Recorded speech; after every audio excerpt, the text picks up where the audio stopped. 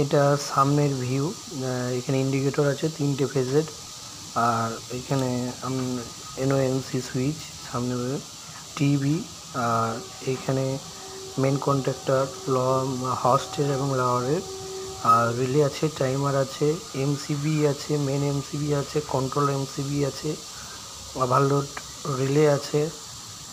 সমস্ত কিছু সুন্দরভাবে এগুলিকে ড্রেসিং করে প্রথমত কন্ট্রোল সার্কিট করে নিতে হবে, তারপর পাওয়ার সার্কিট করতে হয়। তাহলে কি হবে, আমাদের কাজ করতে সুবিধা হয়, মানে ড্রেসিং করতে সুবিধা হবে সমস্ত কিছু।